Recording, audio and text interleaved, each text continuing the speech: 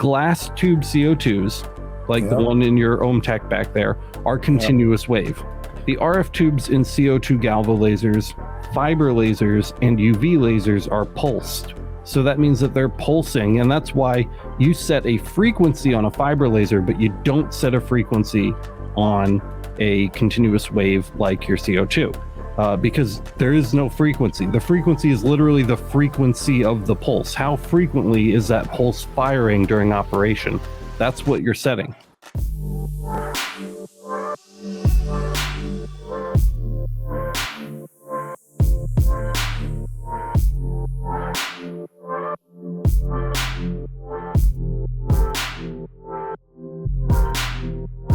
Hey guys, what's up, and welcome to the Laser Source Podcast, the number one podcast. If you're looking to, what the Jimmy? What the was that? Was what? Welcome to the Laser Source Podcast, the number one podcast if you are looking to grow or scale your laser business. It's Kyle, me, and Jimmy today. We're hanging out. We're here to answer your questions and provide support.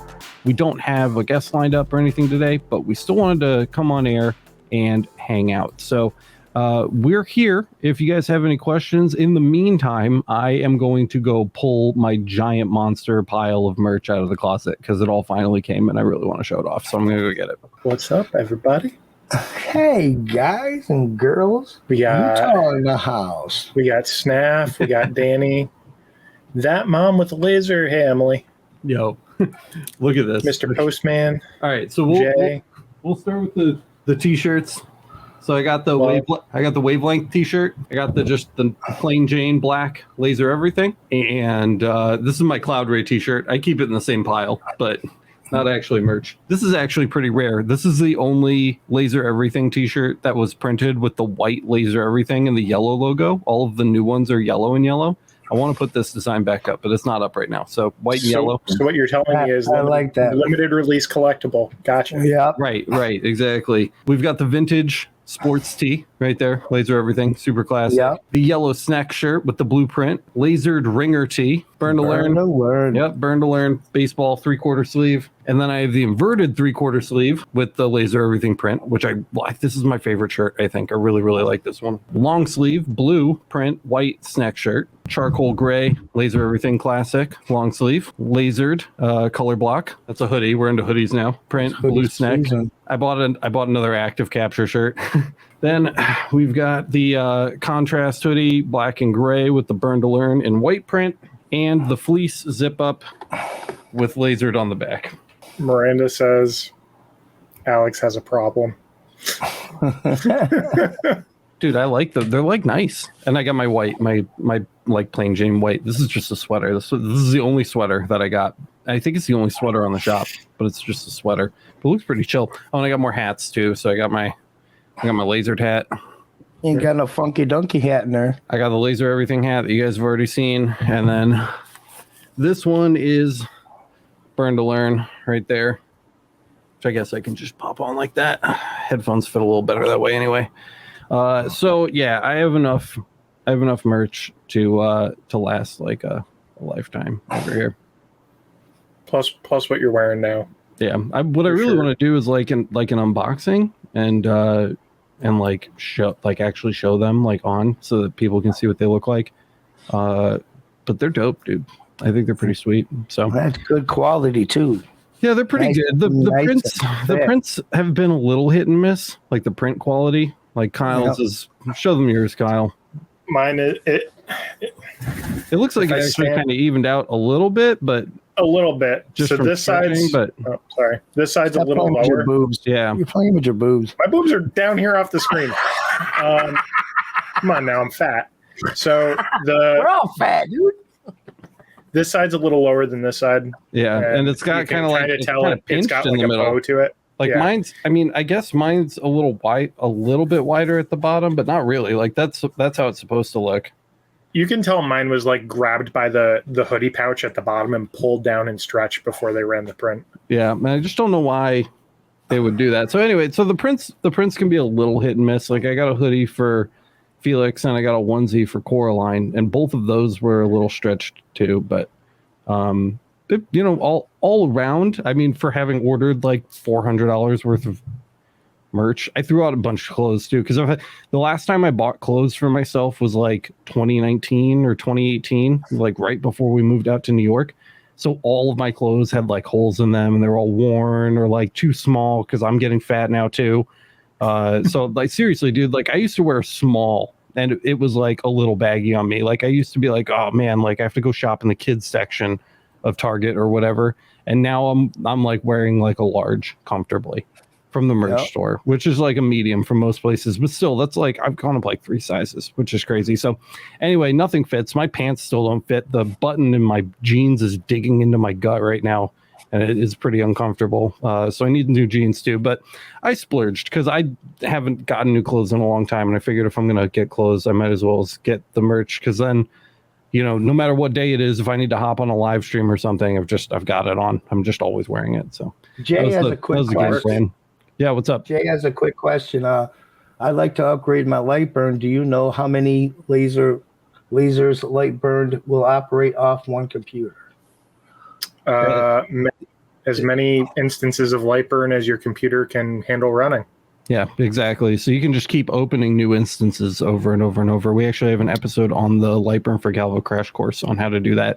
But you really don't need an episode on the crash course to tell you how to do it. Just right click light burn while it's running down in your taskbar and click the logo again and it'll just open a new instance.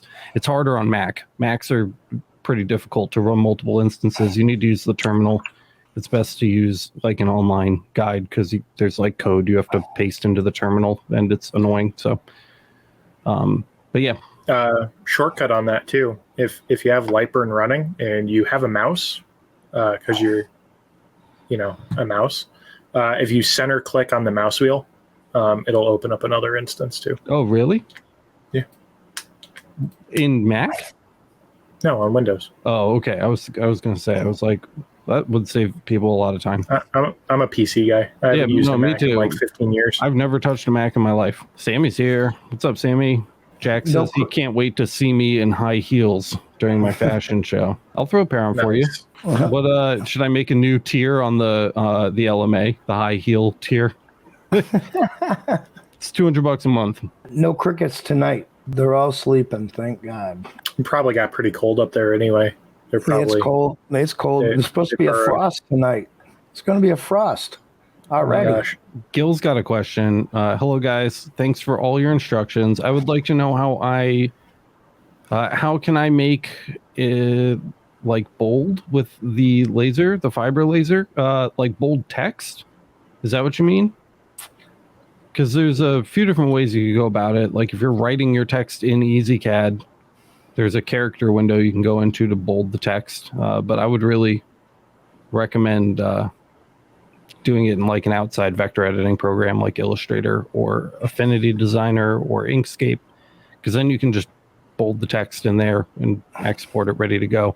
We cover a lot of that in all of our artwork tutorials. So if you go to the main channel and you go to playlists, and scroll, because we don't add to it very often, so it's probably going to be at the bottom on like the last page, but you'll see one called Artwork Tutorials, and we have intros for Illustrator, Inkscape, and Affinity Designer, and we go over how to modify and edit text and export it for EasyCAD and Lightburn. So that'll get you there. Hopefully that's what you're asking, if I have that right. TMB Framing or TMB Farming is asking, what is a pulse fiber laser? There's two kinds of lasers, pulsed and continuous wave. Continuous wave means that the beam just fires and it never turns off until the computer tells it to turn off. So it's literally just like constantly blasting whatever it's blasting.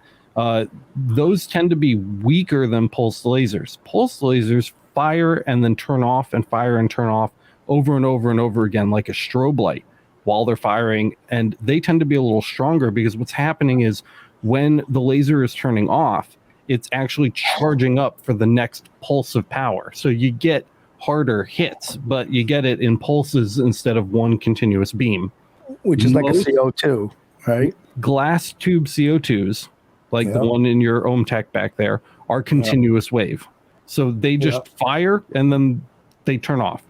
The RF tubes in CO2 galvo lasers, fiber lasers, and UV lasers are pulsed. So that means that they're pulsing, and that's why you set a frequency on a fiber laser, but you don't set a frequency on a continuous wave like your CO2, because there is no frequency. The frequency is literally the frequency of the pulse. How frequently is that pulse firing during operation? That's what you're setting. So when you set your frequency to 30 kilohertz, that laser is going to pulse 30,000 times a second while it's running. So that's what a pulsed laser is. And anybody using any kind of galvo laser probably has a pulsed laser, unless you have some kind of special laser marking machine like a laser welder, or the fiber cleaners. Yep, are typically continuous wave lasers. So that's the difference. But marking with galvos is typically pulsed. Shogun wants to know how is the support for the SFX lasers? It's good. Vanus is really responsive. His boss, I don't remember his name off the top of my head. He's like the sales manager. Is really responsive. I didn't really have anything go wrong with my SFX, so I couldn't like really challenge their support while I had it. But you know, it's kind of a double-edged sword, right? Like no problems is good, but I didn't have anything break where I needed to ask for help. You can't put them to the test, yeah. Yeah, but every time that I reached out to them, they always replied right away, which is something that I cannot say for a lot of laser vendors. Even when we're trying to help them make money, they'll go like weeks without responding. And that was never a problem with SFX. So if that is any indication as to like their support, then I would say it's good. But you know, again, it's kind of hard to test on that because we didn't have anything go wrong. But they're really nice guys. And I had the SFX for a long time, much longer than we usually have lasers for before publishing reviews. So we had the chance to have a lot of conversations during that time. January, right? I think. January. And they've been very consistently communicative with me. So I'm feeling good about it. Jay wants to know when the seller accounts will be activated. He wants to sell his stainless steel blanks. I know. It's coming. So right now, Amanda, our new web developer, is searching for a little bit of outside talent that specializes in the software we're using for the back end of the marketplace, because we're having a couple just like technical hurdles that we are not quite savvy enough to get over ourselves. So we need like outside consultants essentially to come in, review the code, and fix those things. That way, when you guys make sales, you actually get your money. Because a lot of those issues right now are revolving around the payout system. So we just want to make sure that we are 100% absolutely sure that everything works perfectly before we open the store. So that's where that's at. We have a lot of good companies lined up. Amanda's sifting through them literally probably right now as we're speaking. And she's been working very, very hard to get the marketplace wrapped up. It's not on the back burner. I stress over it every single day. I'm working on it every single day with Amanda, and it's basically nonstop. So it's at the very top of my priority list because I'd really like it to launch for the holiday season this year. So we're actively working on it, and I promise it's coming soon. Sona Biker, he's super new to the channel, and he wants to know the name of the channel. Thanks. The main channel is just Laser Everything. You can go to youtube.com/Laser Everything. We also have links to everything on the channel over at lasereverything.net, which is kind of our hub for all of the content, including the podcast, buying guide, the Laser Master Academy, and all of the other services and information that we offer. So that's a good place to start as well. Sam, okay, what are you going to do with software tools for batching, optimizing PDFs before importing it to Lightroom? I'm currently using View and Adobe Acrobat. That's a tough one. For batch optimizing PDFs before importing into Lightburn. That's not really part of my workflow. So I'm not sure. I would probably, if it was me and I was in a situation where I had to do something like that, I'd probably use AI. because AI reads PDFs and you can edit PDFs within Adobe Illustrator's tool set and save them again as PDFs if you prefer to do that for some reason. So if I was in that situation, I would probably use AI, but I only do that occasionally, and I certainly don't do it in large batches. So, Acrobat may have features built in for that. I know that there's a lot of web tools as well that you can kind of just upload a bunch of PDFs, do something to all of them, and then export them and re-download them. So that may be an option for you too. Sono Biker is joining now. Shogun, definitely look at their 60-watt MOPA. It's a good laser, and now that we have a clear dividing line between the E series and their C series offerings, and the price differences between the two has been made clear, I feel like you can make an informed buying decision on that.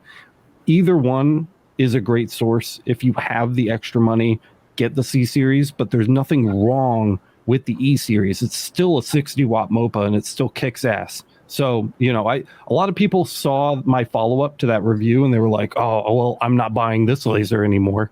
And I don't think that's the right call. I still really think it's a super solid laser, and there's nothing wrong with the E series at all. It's a very powerful laser.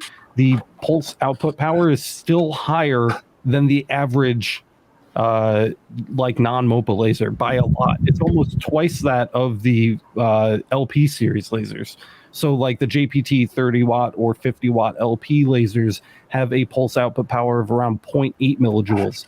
And the E series 60-watt M7 has that of 1.5 millijoules. So it's almost double. It's almost twice as powerful on that max pulse output power. So you can still get plenty of use out of your MOPA features. You just get more with the C series, but that's not a reason to not buy the E series. I think it's fine. Hey, we got a new member. Hey, yo, thank you. Jack says GIMP opens PDF as well. So that's something to check out. Jack says, I deal with a lot of stainless steel images. Is there any benefit to a higher wattage laser to speed production? These images typically run low speed, low power, low frequency. So it sounds like you're going for a black mark on stainless. If that's the case, you're probably not going to see too much of a benefit going higher wattage, because you still need to keep the power low so you're not ablating the surface, you're heating it, if that's the case, if I'm assuming correctly. Shogun's asking, is San Antonio laser really worth the money, being they offer training, or will your Master Academy offer the same education? I don't know what they teach in their training. I've not received it, and people don't buy from them often enough that I've heard enough stories anecdotally to comment on it. But I can say that the Laser Master Academy. So let's get something clear about the LMA2. The LMA does have some bonus content, but it's mostly for fun or behind the scenes stuff or extra stuff. But the real core purpose of the Laser Master Academy is to allow us to continue producing the content that we give away for free on the channel. So you guys are financially supporting that free exchange of information, because we're really big about that. I don't like locking things behind paywalls. So I just want to get that out there. If you think that you're signing up for the LMA and you're going to get some like secret sauce that everybody else doesn't have access to, that's not really the case. You're more funding the education that we're making publicly available. Just want to clear that up. That said, I think that we provide everything you need to know about how to use, operate, and take advantage of all of the functions and features of just about any laser on the channel through one of our various courses. We have courses on EasyCAD 2 and Lightburn for Galvo, and we have developing courses for Lightburn for Gantry and EasyCAD 3. So we offer full coverage from start to finish, literally from taking it out of the box to advanced techniques for all of those different machines and software setups and combinations. And I think that will cover you. So honestly, so if you want us to continue being able to work on those projects and keep being able to make those courses available, signing up for the LMA is a really good idea, because it financially allows us to continue paying our employees, pay for web hosting, pay for all the other things that we pay for on a regular basis. in order to keep making this content at the high tier that we're producing it, with that high production value and consistency. So that's really the LMA's function. So I just wanted to kind of clear that up a little bit. But yeah, I think we've got you covered, man. I would try to find a better deal. A lot of the resellers out here are kind of out to get you in the United States when you can buy U.S. stock from companies on Amazon like SFX, or import your own from a company like Mactron or Wisely, far cheaper than buying from a dominant U.S. reseller. I think that's usually a waste of money. Like Jack at the Shop says, I edit in GIMP and I use the Inkscape to copy to a vector. That's very confusing for me. So there's so many things out there, which might be good for you to explain that a little bit, because everybody's using all these different kind of things, where I'm so used to Illustrator and then now Lightburn. So, everybody's using all these different, formats and stuff. Which is best and what is better? Or is it just a personal preference and they're all the same? They're not all the same. The feature set on them is definitely different. Adobe Illustrator by far has the largest number of advanced features, but it's probably stuff you're not going to touch, Jimmy. So it really depends on who we are talking about and what software suite you need. We've demonstrated on the channel that Inkscape, Affinity Designer, and Adobe Illustrator are all capable of exporting files that can be used in both EasyCAD and Lightburn. And whether or not you want to create your designs and edit your designs in Lightburn or a dedicated software suite is completely up to the user. I find that there are some things that are easier to do in Lightburn once everything is done, and I can just click and make small changes. But I also find that when I'm producing graphics from scratch, Adobe Illustrator is far easier to start from nothing and build out graphics. And then if I need to make small tweaks in Lightburn, it's great to have those tools available, but I don't use it as a full-time graphics editor. So, it's very much so, I think, dependent on the user. Really quick, Sammy, before Sammy gets buried here, I got my fiber laser up and running in Lightburn, but I never could get EasyCAD to work. So I have no core file in Lightburn and don't know how to get it to do lens correction like the video. So you don't actually need to set up EasyCAD, Sammy, in order to do your core file. You just need to run the core file software from inside the EasyCAD folder. The thing that you're probably missing is that you installed the Lightburn drivers for your EasyCAD card when you installed Lightburn. And once you do that, core file is not able to see your controller anymore. So what you need to do is uninstall those Lightburn drivers and install the EasyCAD drivers instead. Unfortunately, you have to switch back and forth between those two drivers to use those two software sets. So if you're doing anything in Lightburn with your fiber laser at all, you need to have the Lightburn drivers installed. And if you're doing anything in EasyCAD with EasyCAD at all, you need to have the EasyCAD drivers installed. We do have an episode on the Lightburn for Galvo crash course on how to switch back and forth between those drivers. I believe it's called hot swapping, is the name of the episode. So that would definitely be something that I would check out. Hopefully that solves your problem. If it doesn't, reach out to me on one of our various things and we can take a little bit of a closer look, but it should get you going. I'm posting the link to that video. Thank you. J-Max here. What's up, buddy? I've not been keeping an eye on chat here because I've been talking. I'm trying. I'm catching up now. Me too. James Brewer's here. Hey, gang. Been a while. Hope everyone is doing good. We are rocking and rolling, man. We're all really busy doing the stuff that we do. We hope you're doing well as well.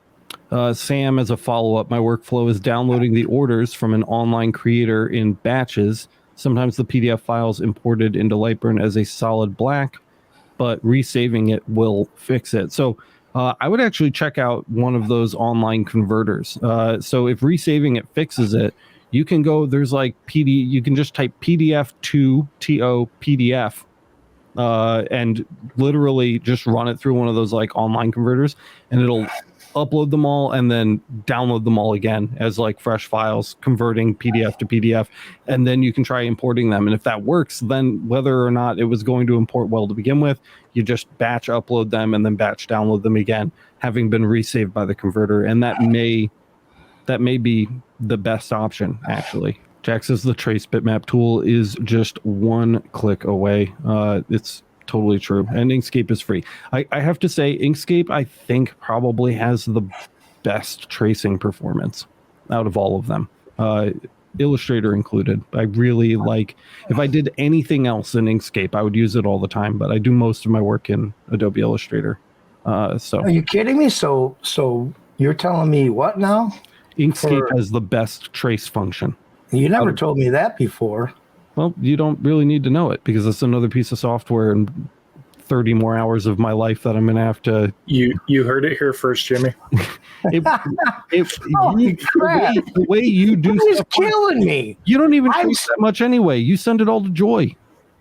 No, I don't. When I get something, I go automatically right to Illustrator. Well, that's part of your problem then because you're not upscaling. You're the one that told me that, you dummy. You gotta upscale. Oh, man. Upscale what? Oh, now you're killing me. You just confused me. You bring it into all the Photoshop, more. image size. We've had this conversation. I've done that before. That's all I do, yes. Okay, good. So then you're not just bringing it right into Illustrator. You're upscaling No, you bring it into first. Photoshop. You got to upgrade it to 600 DPI. And then you do the, what is it?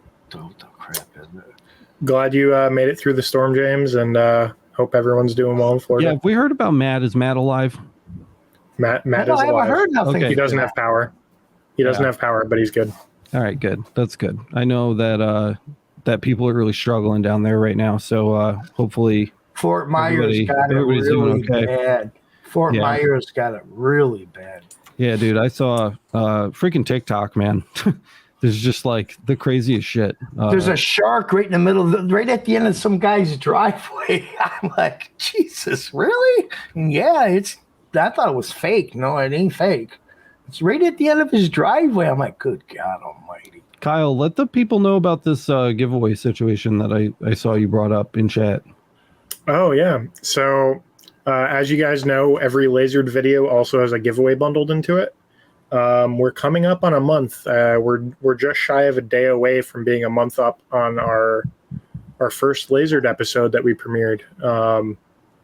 And all the giveaways last for 30 days. So if you have watched the lasered episode, but you haven't signed up for the giveaway and you want a shot at winning each of the things, make sure you get in there and sign up or you'll lose your chance. Can I join too? No. Damn. See? This crap. If you join anyway and it pulls your name, I'm just going to draw again. So. God, fire me. Yep. You're not eligible according to the rules posted. Boy, hey, if I can try, I'm going to try. Nope.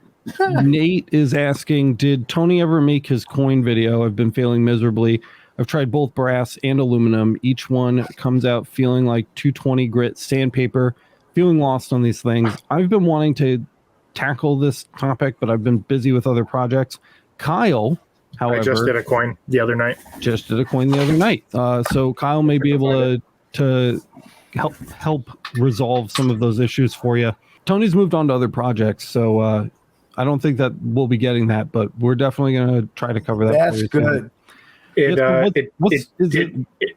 Oh, sorry, go ahead. Oh no, I was just going to ask: is it like a low and slow thing? Gets it done better than like? I mean, this wasn't necessarily slow per se, but I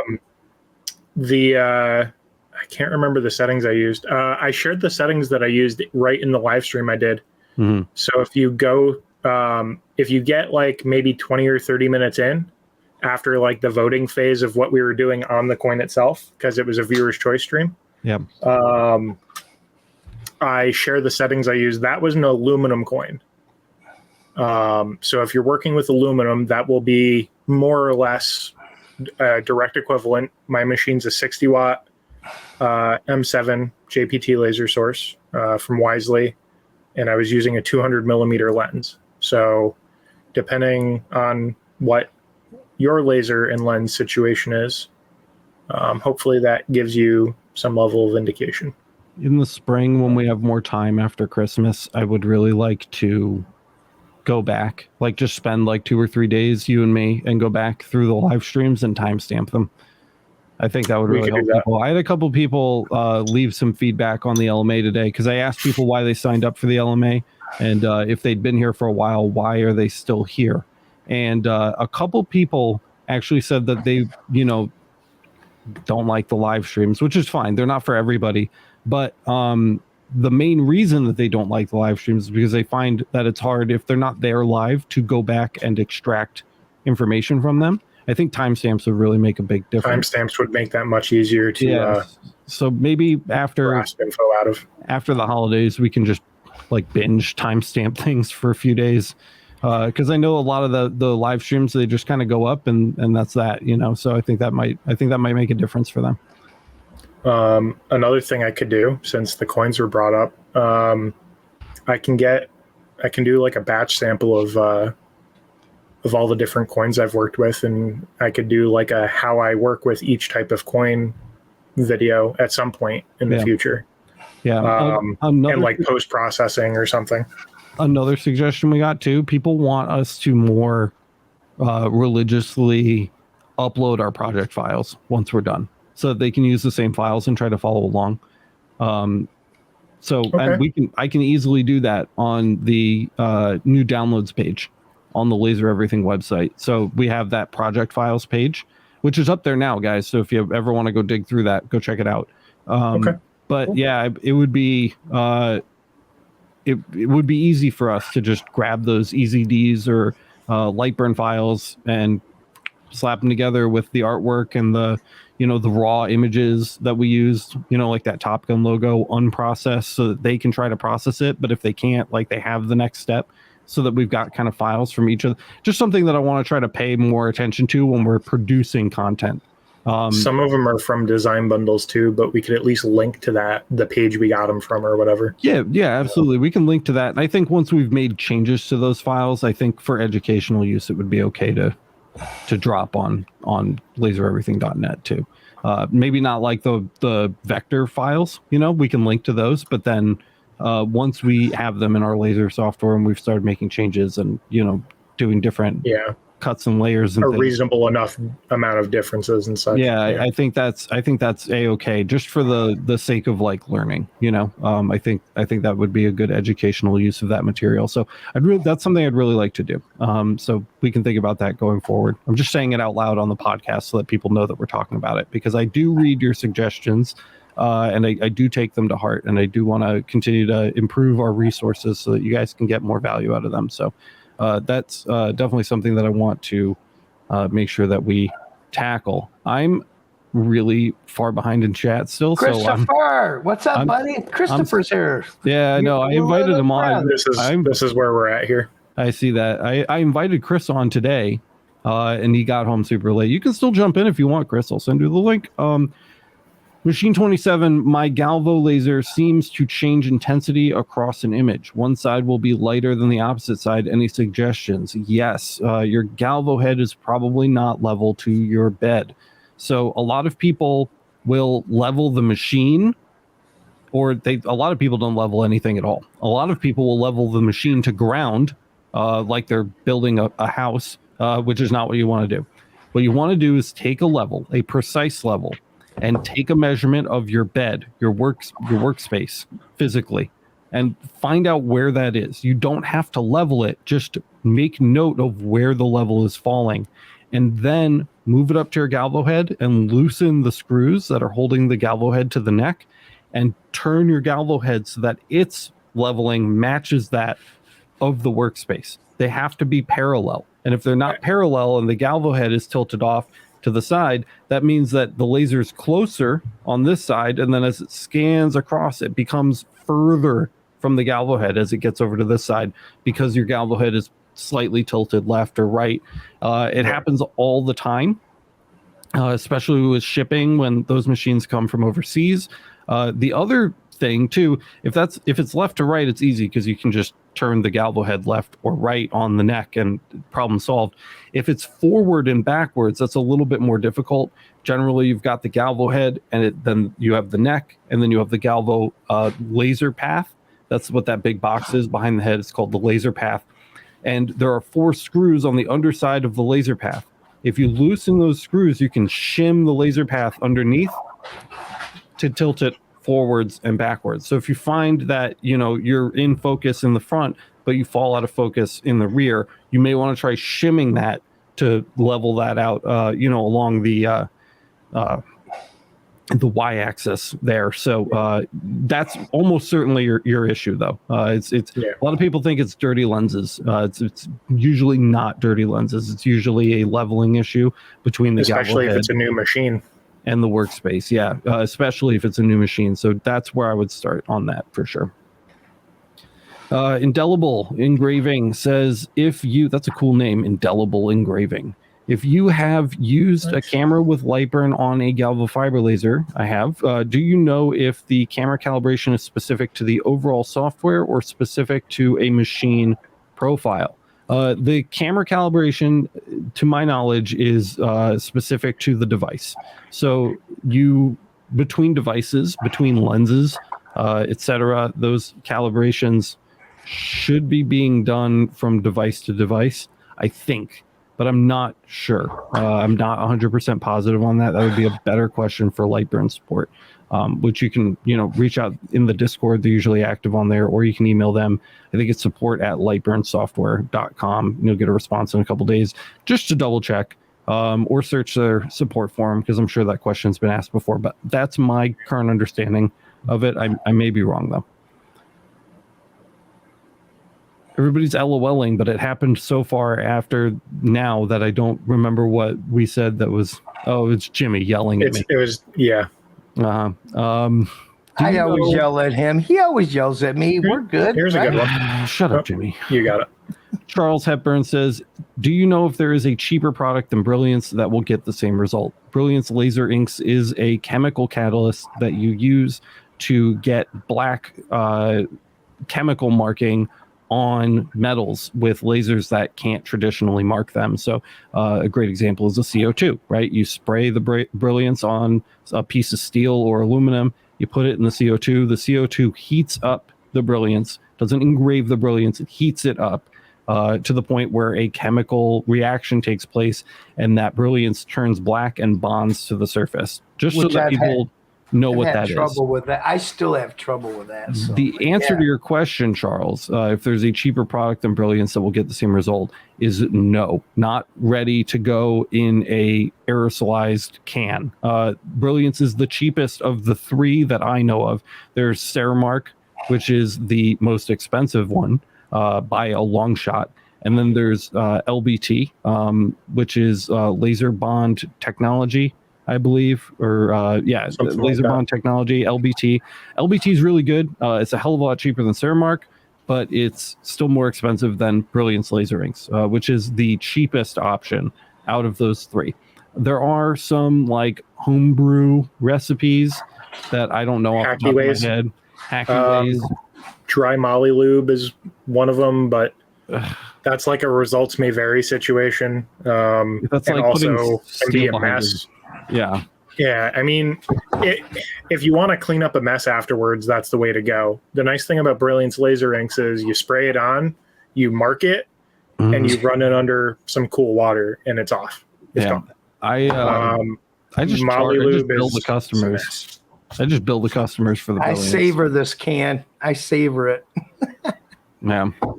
So, unfortunately, try not to overspray.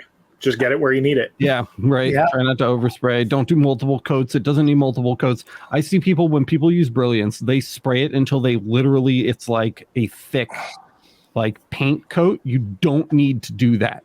You literally just like a one pass over the, like I can, when it's done the right way, you can still almost see the shimmer of the metal underneath the spray. that is an appropriate coat. If you are like pasting it on so that it's thick and you can't see any of the metal through the spray that you just applied, you're wasting it. You don't need that much. It's just enough to where you can like almost barely, like, you think you see the metal underneath, but you're not sure. That's the right amount. You should be spraying it from like 6 to 12 inches away. So you want that will also mess with your settings if you put too much on there, right? Yeah, absolutely. Yeah, and then if you're not react the way it's intended. Exactly. Correct. Because the catalyst needs to be touching the metal and heated in order for that reaction to take place. So if there's brilliance in the way of your brilliance, right? Yeah. Your top layer of brilliance is going to be, marked by the laser, and the bottom layer is going to wash away, taking the top layer of the brilliance with it.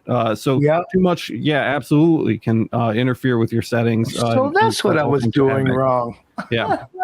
That's what I was doing wrong. Less is more. Yeah, exactly.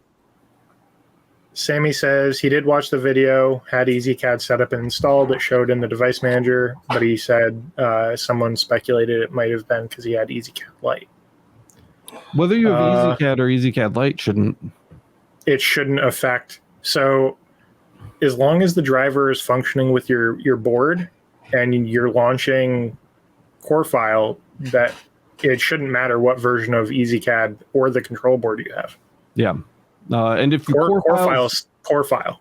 If core file is not launching, go download the EasyCAD CE from the downloads page at lasereverything.net/downloads, and try to use the core. That version of EasyCAD 2 comes with 4 different versions of core file.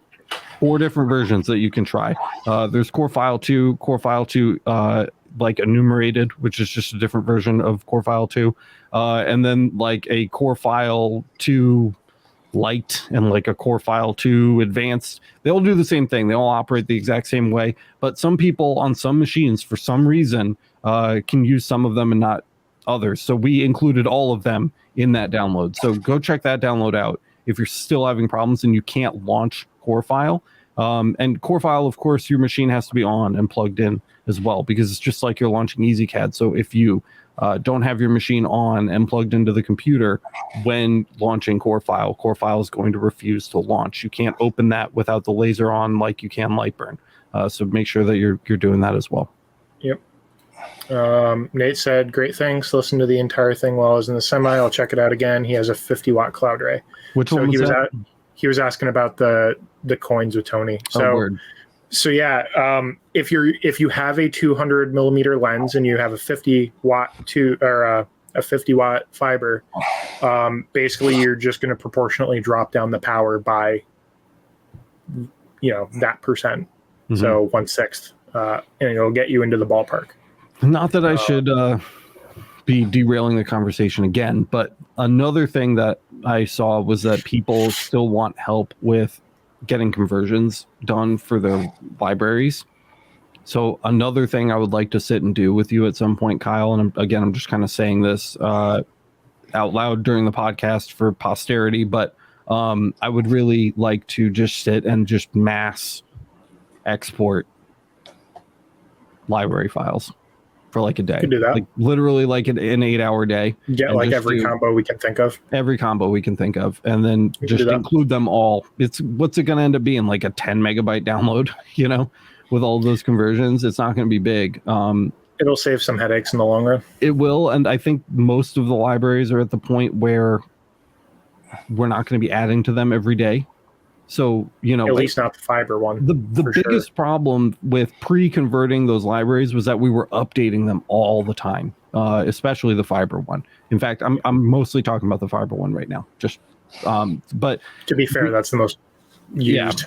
Yeah, but it's also the least updated now because we've added most of the things we want to add to it. So it's at a state now where we are not constantly updating it, which means I don't have to do 50 exports or 100 exports every single time we publish a new library.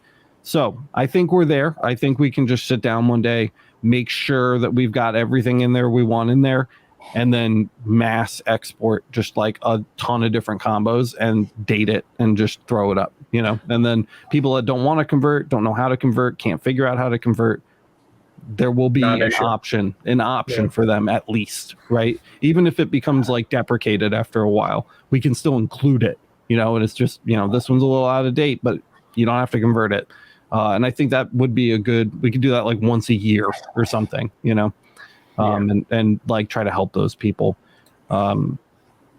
Chris says, damn, look at that merch. Dude, Chris must be watching in the past. I think he started at the beginning. I don't think he scrolled all the way up to live.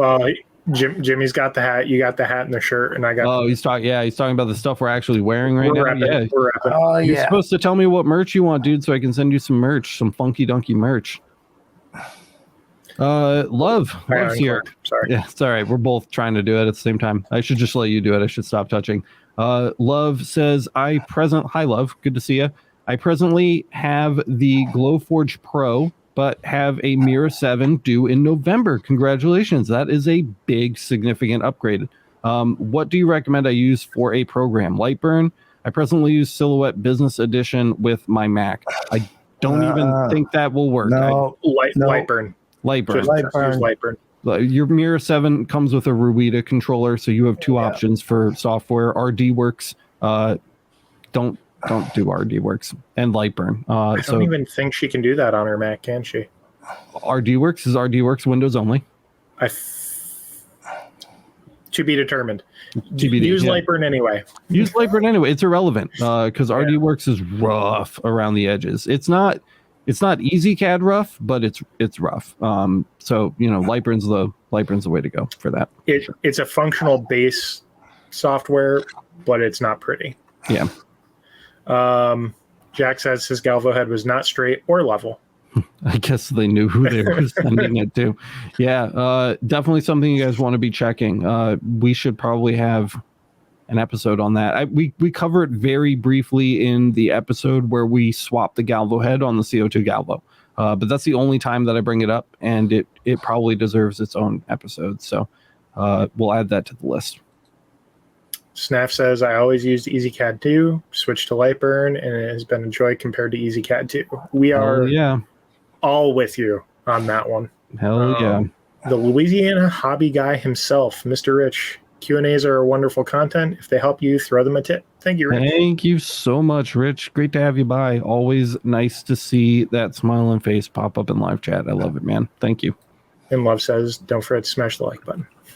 Yeah, absolutely, guys. Smash that like button. Let everybody else know the content is good. Bring those viewers in, especially while we're live. Hitting that like button while we're live tells Google that more people should be watching it. So definitely, if you have a moment, please smash the like button. Mike says, hey, guys. Hey, Mike. Hey, Mike.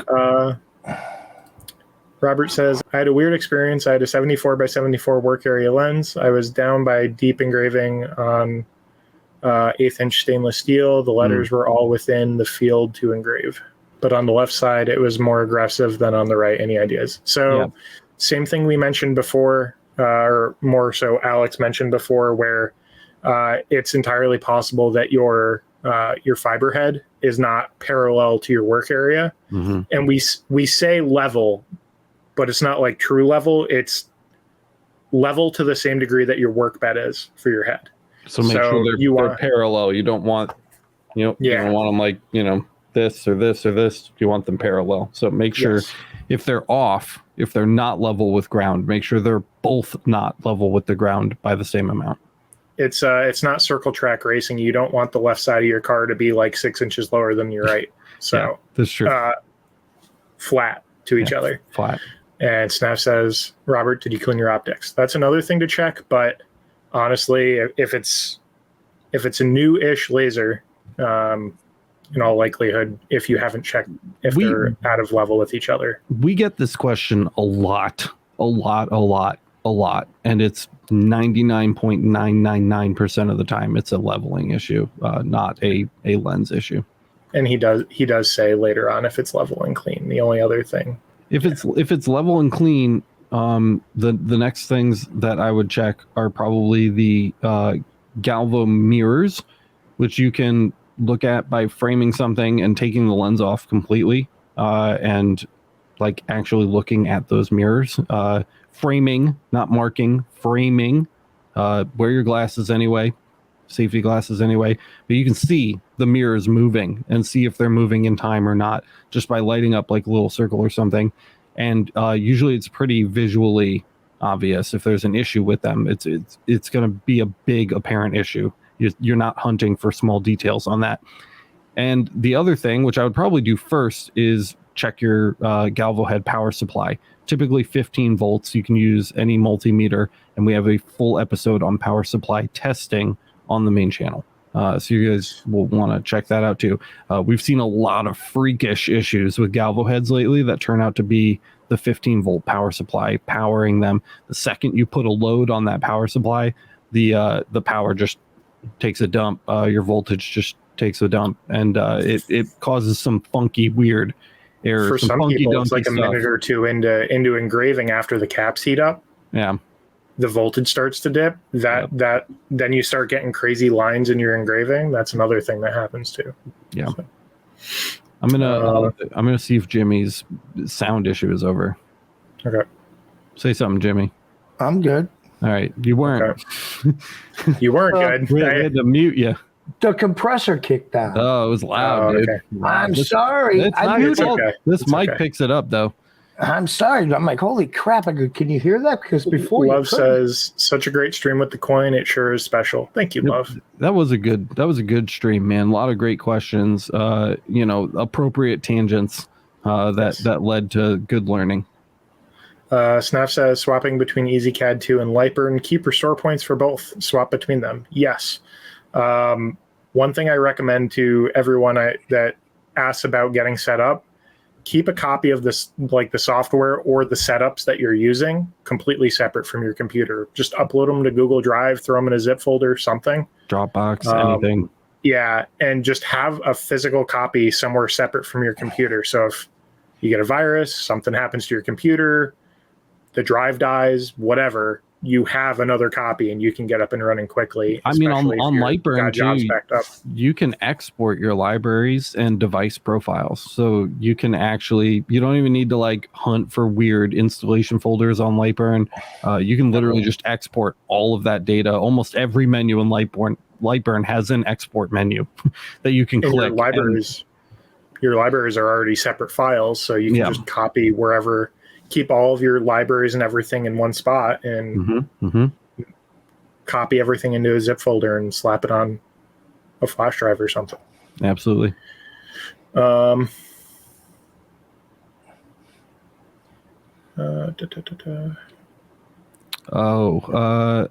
Jack says, I clean the mirrors on my CO2. Does anyone clean the mirrors on the Galvo? No. You really should not be doing that ever. It shouldn't really be collecting any dust or anything because it's sealed as long as your lens is there. It should be sealed as long as your lens is there. And don't leave it stored without a lens on it. If you handle the mirrors just a little bit too roughly when you're trying to clean them with like a Q-tip and the touch of a fairy, okay, and you push just a little too hard, you're gonna set them off of like their little set position, their little set rest position, and then they just are off. That's it.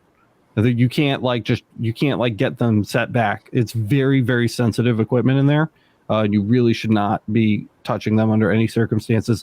If you're really concerned about them being dirty, you can always use like an air compressor and blow some air out. Don't use canned compressed air, because the bitterants and like solvents that they use in that will leave a residue on the mirrors. So do not use canned compressed air. Use a compressor of some sort. We have actually it's not on the buying guide, but it's the DataVac is what it's called. Great, just infinite compressed air specifically designed for cleaning things.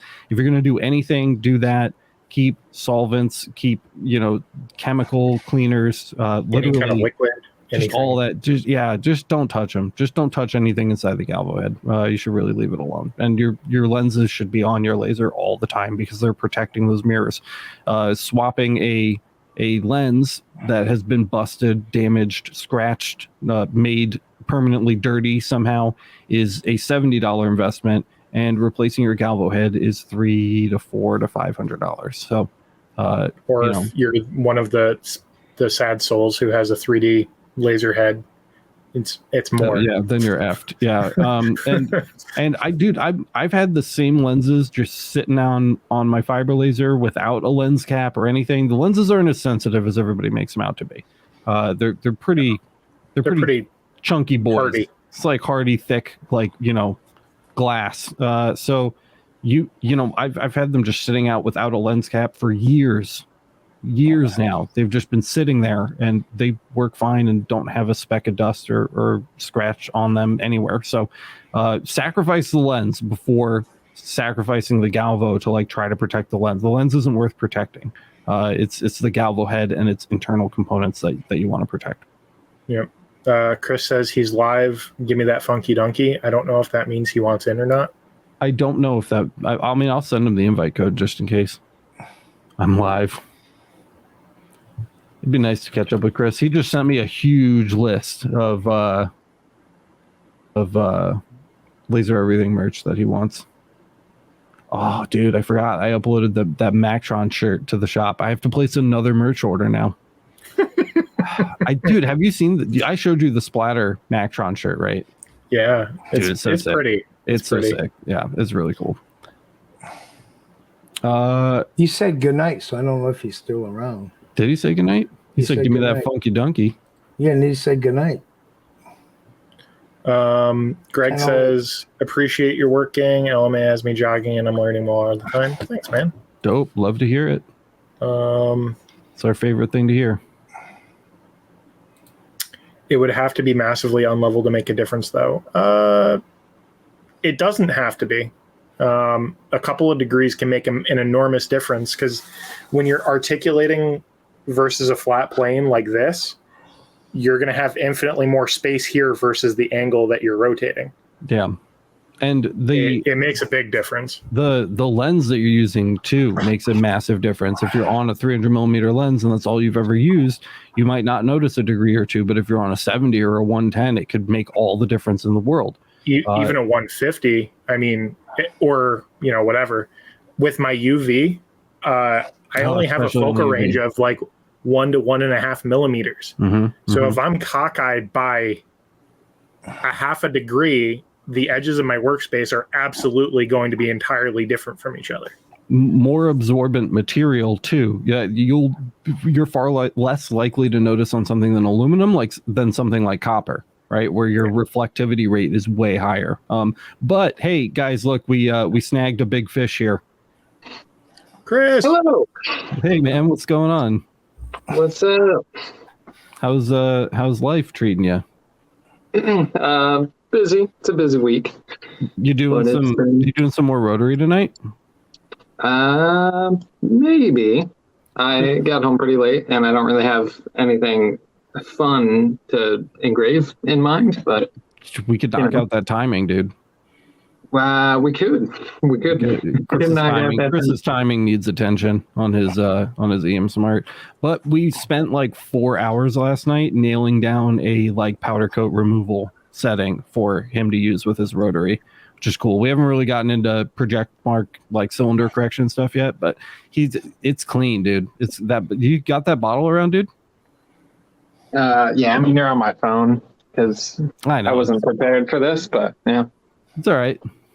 It came out. While you're walking, I'll pull up another. Yeah, let's see another one. Hi, new here. What is a perfect laser for a jeweler? Well, first off, welcome. Perfect laser for a jeweler it depends on what you're doing.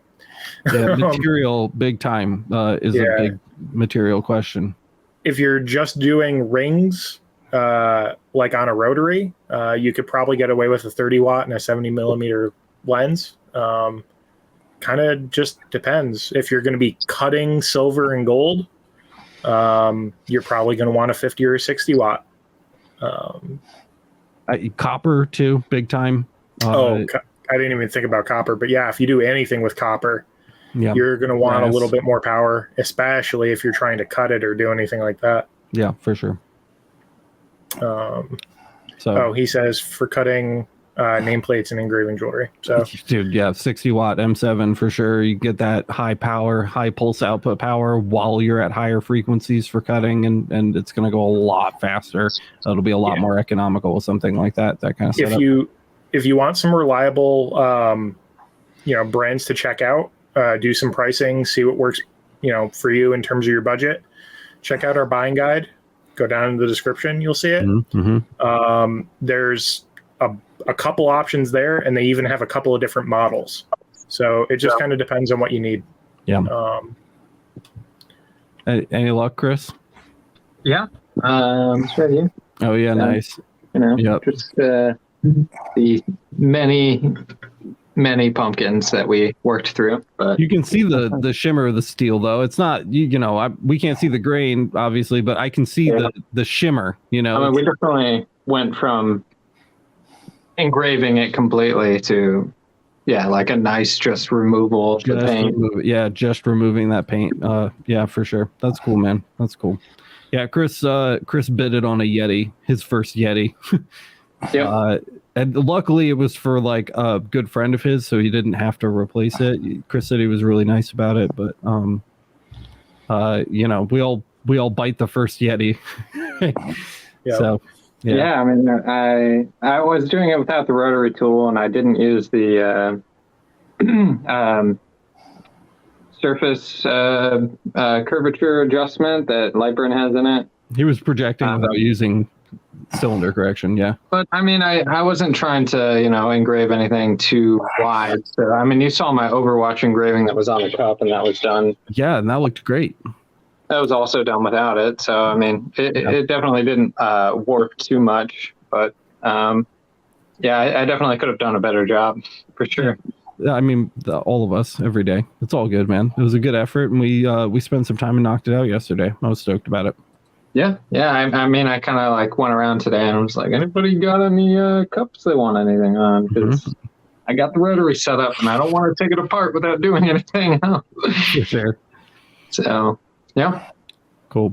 Did we have another one there, Kyle? Yep. Luke says, hi guys, just curious what the best laser is to cut 1/2 inch to 1 inch EVA foam, and if a good diode laser would work. Thanks. I haven't tried diode for EVA, but CO2 makes quick work of it, and it cuts nice. Yeah. Cuts nice on a CO2. Yep. If you have a longer focal length lens too, like a 3 or 4 inch, it'll make it an even flatter cut if you're going for the deep stuff. But yeah, I mean, it just kind of falls apart. You got to go fast. Cuts right away. Yeah. It's going to be stinky. Yeah. But it's a relatively safe, thing to cut as long as you have some level of fume extraction. We'll try some hockey pucks. Yeah, I've not tried the hockey pucks yet. Thanks for coming on, Chris. Chris just told me he was bailing, but appreciate you stopping in to say hey, man. I imagine a diode would be okay. I wouldn't be able to say for sure because again, we haven't tried it, but based off of how similar diode and CO2 are, I'd imagine you'd be I don't know able to get something. I don't know how maybe like a long focus one.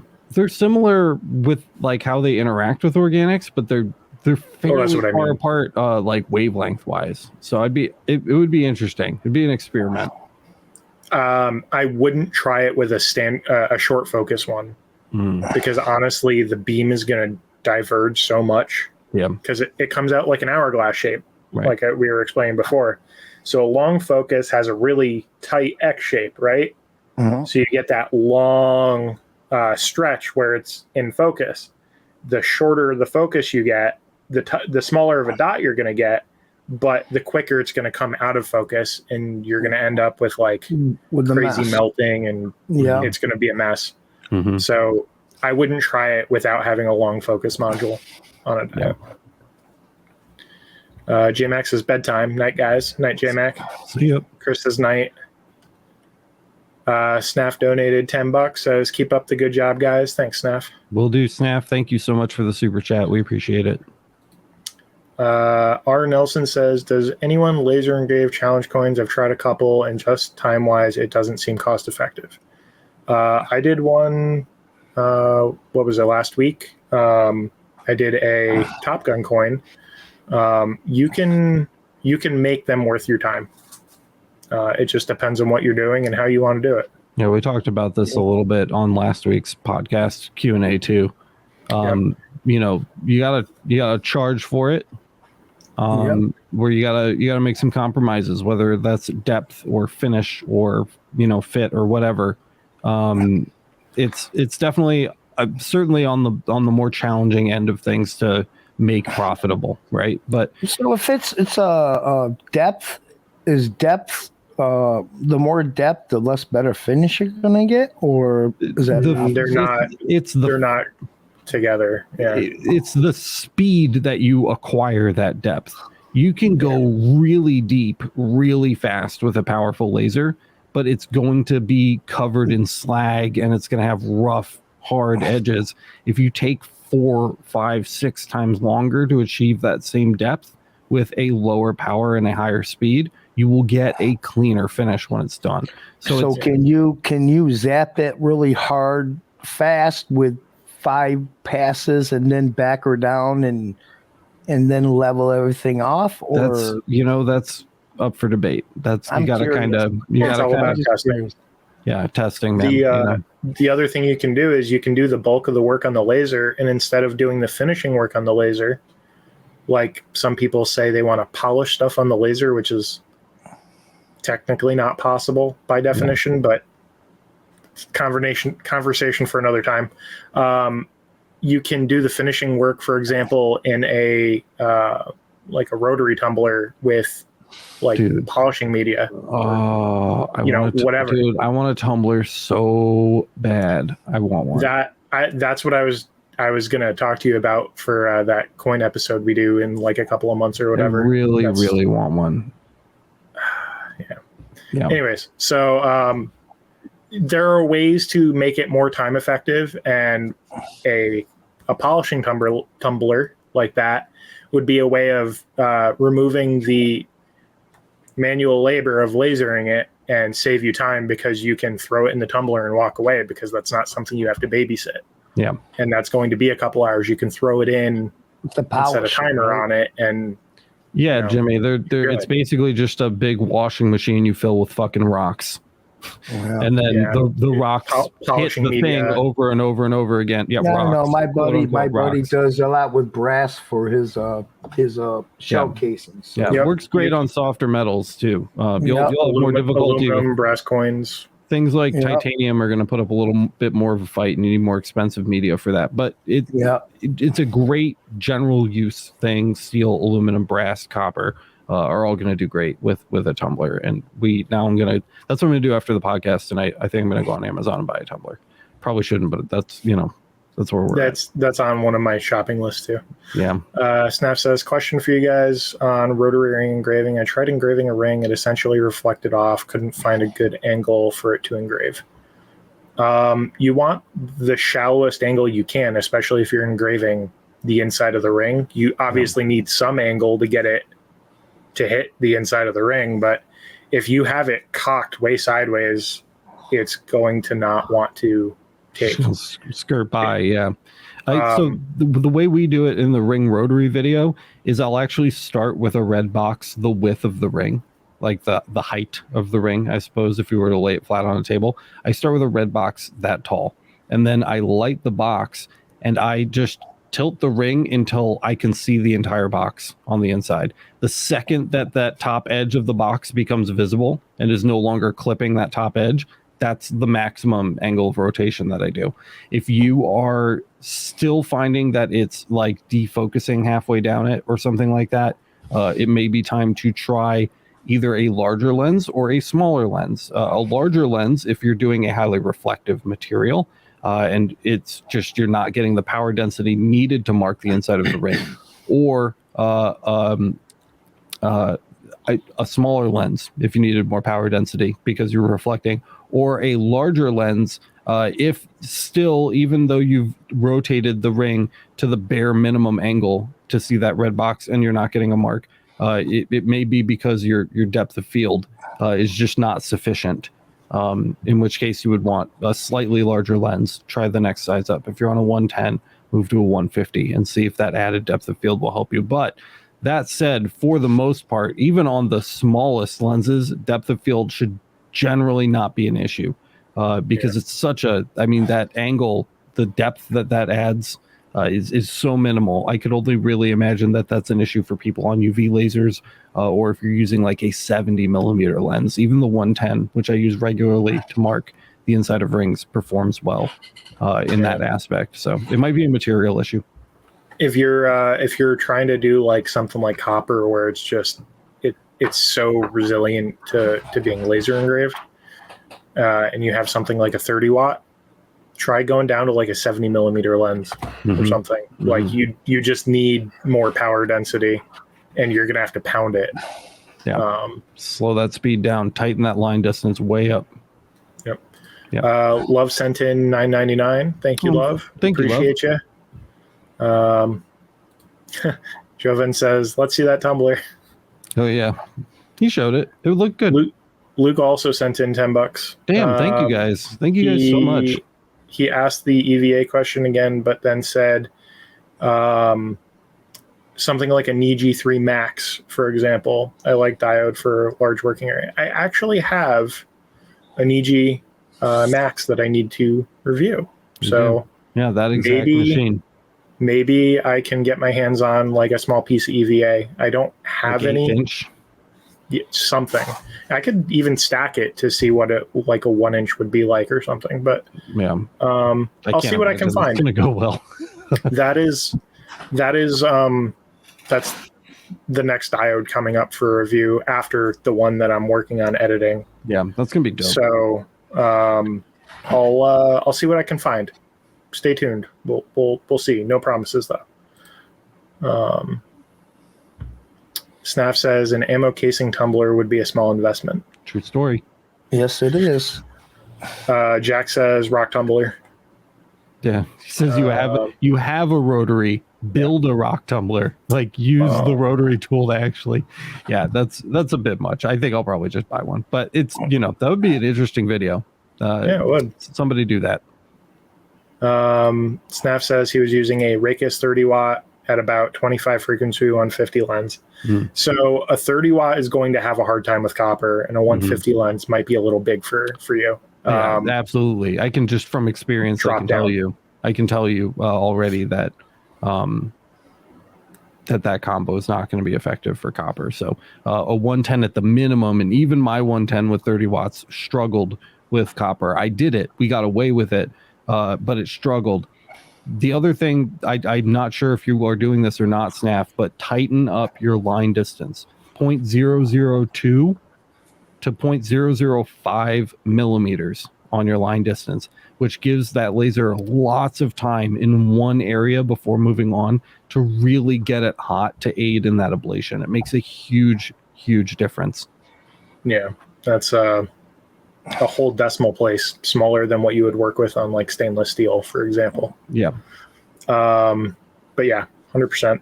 And that basically gets us to the front of the line here, which is good because we just hit 1 hour. We literally just hit 1 hour. Unless you guys have anything you want to throw me at the last minute, I will wait 1 minute before I do the outro. People always wait until I open my mouth to do the outro before they want to like throw their last second questions out. So I'm just going to wait a minute. We'll see if you guys have anything you want to throw down right. We don't want to leave anybody hanging. I don't like leaving people hanging. But we are at an hour, so we're getting real close here. I like this little Q&As have been working out. These are fun. Lots of good questions too. Lots of good questions. Good questions. I was a little nervous when we did the last one by accident, when we didn't mean to do a Q&A, but we did. Last week's episode was really good, guys. Last Thursday's episode, you should go listen to it if you haven't already. But I was a little nervous that it wouldn't, like, the experience wouldn't be as good on headphones, like when you're just listening to the audio. But I was listening to it in the car. I had a really long drive to do, and I'm always looking for like flaws and things to like change from episode to episode. And I loved it. I thought it was a great episode to listen to on the audio podcast, not just on YouTube. So I was really happy with that too. Miranda says Nugget is very ready for you to be done. That's it, guys. The call of the wild. I need to go downstairs and get my my psycho daughter and relieve my wife, because it is very definitely bedtime for that little Nugget girl. I got her a Burn to Learn onesie. I'll throw it up next time. But they're so adorable, dude. It's so cute. You didn't put it on her yet? No, dude. I had to shrink it in the wash first because it came in like a freaking medium boy's t-shirt. Kind of like that. Kind of like that. What do you call it? The hat I had is too thick. It's too big. No, that hat is too small, and you're crazy, and that's an argument for another time. Guys, thank you so much for listening to this episode of the Laser Source podcast. Kyle, Jimmy, thanks for hanging out. Appreciate you as always.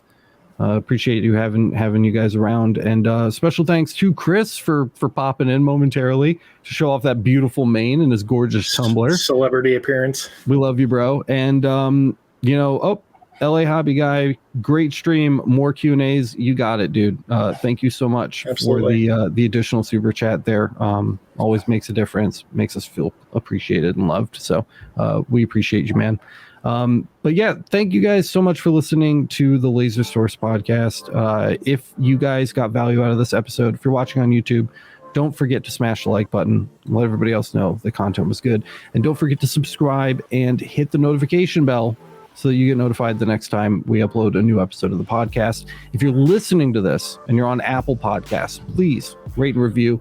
That 5-star review goes a long way in making sure that Apple thinks that our content is valuable to show to their listeners. So just takes a couple seconds. Just click the little star and say, we love lasers. In fact, rate and review the show on Apple Podcasts right now and tell me whether or not in the review, you don't even need to write a review. Just tell me whether or not you think Diode will cut EVA foam well. That's what I want you to write in the review box. Write whether or not you think a Diode will cut EVA foam well with your 5-star rating. And that's it, guys. That's all we've got. Links to everything down below. We got a brand new buying guide, brand new downloads page, brand new merch shop, lots of new merch, blah, blah, blah, blah, blah. You hear me say it all the time. If you want to support the channel, head over to masters.lasereverything.net to find out how. It's the #1 way to support the channel. And thank you to everybody who was here live for this recording. As usual, we're going to take it down, give it a quick edit, cut out Jimmy's coughing and compressor sounds. He's mad. He's muted, but he doesn't know it. And we'll re-upload it. I'll have it back up for you really soon. I still need to upload Marco's episode as well, which I have not gotten to yet because we're very close to being done. We're very close to being done with the Light Object Facility Tour. That'll be going up Friday at noon. So mark it on your calendars. Friday at noon, Light Object Tour. Gonna be dope. That's all I've got. Thank you guys so much for watching, listening, hanging out. We love you all. We'll talk to you soon. Have a good night. Night. See you in the next one.